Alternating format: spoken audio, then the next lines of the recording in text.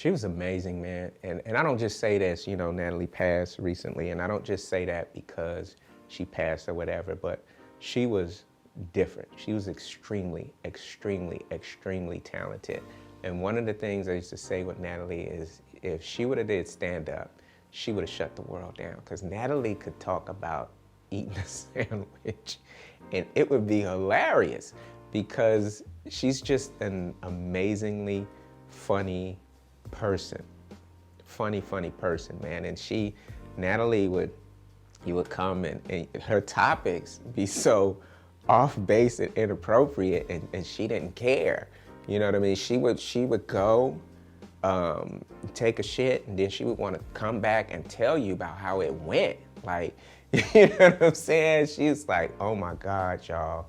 Do you ever, cause when I was just in there in the bathroom, do you ever, like when your bowels start to turn, like, you know, like Natalie, that's inappropriate. Like, we close, but we ain't that close, but nothing was off limits with Nat. Whatever she wanted to talk about, and anybody who know Nat will tell you that, like, Nat was off the chain, man, but she was amazing. It was so sad to lose her. You know, none of us knew she was sick. And her husband, Lenny, called me the day before, and he was like, yo, Nat's not doing well. And, you know, the doctors are sad, and we're gonna lose her. And it just threw me off.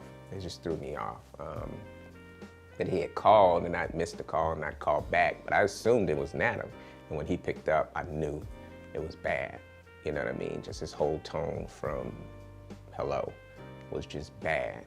And he said that she's sick and we don't know. And I'm just like, well, can I come see her right now? And Nat had told him she don't want nobody seeing her like this, don't call them, and so on and so forth. So I could tell he was struggling and battling with that, but he just said, come on over.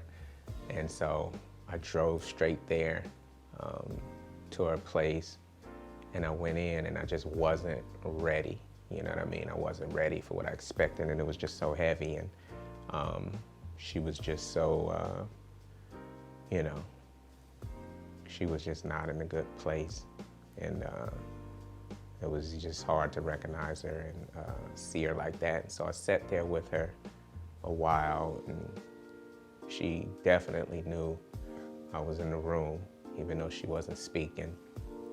And Natalie was always going, always talking, and it was crazy because I could see her making some of her gestures that she do with her eyes. It was just her eyes, you know what I mean? Because she was just so weak.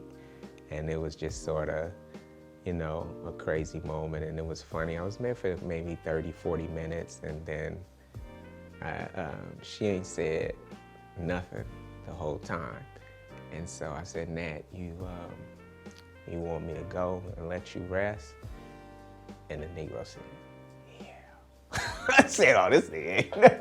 She ain't said nothing the whole time. I said, Nat, you ready for me to leave? Yes, please. And I was like, boy. So, and I left, and then I think he called me that next day at like 8 in the morning and said she had passed on. So it's just way too soon. It didn't make any sense. Looking for nostalgia? We got classic comedy films. Looking for something original? We got never-before-seen stand-up specials. Looking for funny, dope content? It's all right here at Comedy Hype. Sign up for Comedy Hype streaming platform at comedyhype.com.